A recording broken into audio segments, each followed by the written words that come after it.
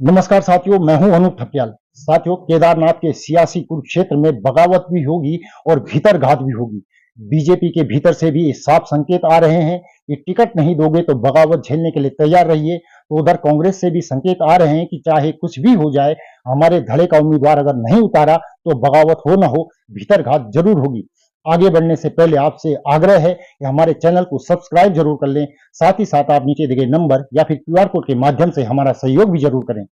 दोस्तों, जिस तरह से केदारनाथ उपचुनाव को लेकर बीजेपी और कांग्रेस की चाल ढाल दिखाई दे रही है, उससे यह तो साफ पता चलता है कि दोनों ही पार्टियों में ऑल इज नॉट वेल। अगर बात पहले सत्ताधारी पार्टी बीजेपी की करें तो बद्रीनाथ और मंगलौर में बीजेपी को, खास तौर पर बद्रीनाथ में बीजेपी को पार्टी के कार्यकर्ताओं ने भी खारिज कर दिया था, जब कांग्रेस से लाकर राजेंद्र भंडारी को बीजेपी ने चुनाव वहां पर लड़ाया। लेकिन अब बीजेपी जब इसे संभालने की कोशिश कर रही है और यह मैसेज बीजेपी में साफ तौर पर दौड़ रहा है कि जो काडर का व्यक्ति है उसी को चुनाव में उतारा जाए, और इस कड़ी में आशा नोटियाल को सबसे आगे बताया जा रहा है। लेकिन जब इसकी भनक ऐश्वर्या रावत और कुलदीप रावत को लगी तो आपने वह तस्वीर जरूर देखी होगी जिसमें ऐश्वर्या रावत और कुलदीप रावत बैठ के सियासी मंत्रणा कर रहे हैं। जिस अंदाज से दोनों बीजेपी के टिकट के दावेदार हैं, वो एक साथ बैठ के क्या सियासी मंत्रणा कर रहे हैं, यह आप बखूबी समझ सकते हैं।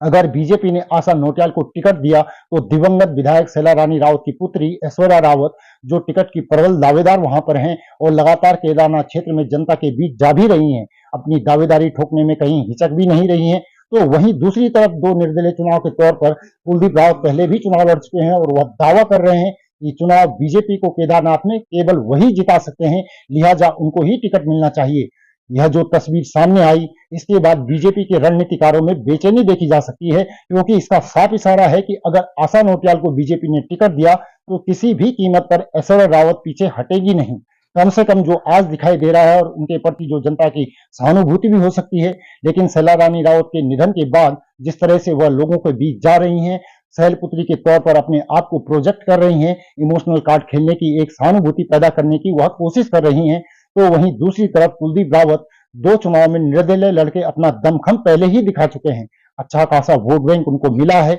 2022 में जब बीजेपी के टिकट पर शैला रानी रावत चुनाव जीती थी, तब रनर अप कुलदीप रावत ही रहे थे। ये कुलदीप रावत की ताकत है और यही वजह है कि वह दावा कर रहे हैं कि उनको टिकट देंगे तो ही बीजेपी जीतेगी। लेकिन बीजेपी कॉरिडोर के भीतर से आशा नोटियाल को लेकर के ज्यादा सकारात्मक माहौल दिखाई दे रहा है, और यही वजह है कि दोनों नेताओं ने संकेत दिए हैं कि अगर उनको टिकट नहीं मिलेगा तो वह बागी तेवर अख्तियार कर सकते हैं, यानी बीजेपी का पूरा खेल बिगाड़ सकते हैं।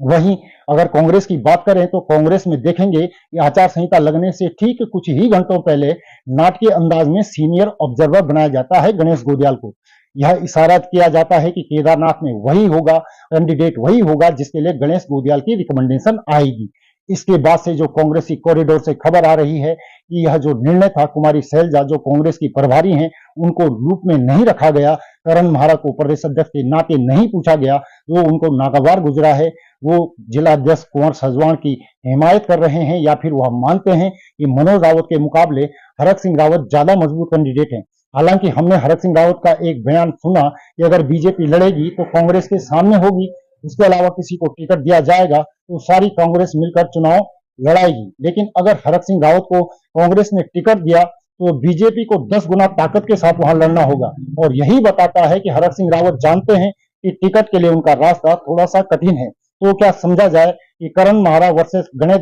गोदियाल की सियासी अदावत कांग्रेस के भीतर साफ दिखाई दे रही है, और बीजेपी में जिस तरह से ऐश्वर्या रावत और कुलदीप रावत ने मुलाकात करके बीजेपी नेतृत्व को यह मैसेज दिया है कि उनको हल्के में लेना, उनको इग्नोर करना ठीक नहीं रहेगा। तो क्या समझा जाए कि दोनों ही दलों के भीतर जो बेचैनी दिखाई दे रही है दावेदार और नेताओं में, क्या यह बगावत भीतरघात को हवा देगी और केदारनाथ का उपचुनाव वही जीतेगा जो बागियों को रोक लेगा, बगावत पर कंट्रोल भी कर लेगा और दल के अंदर भीतरघात नहीं होने देगा, जीत उसी के हिस्से आएगी।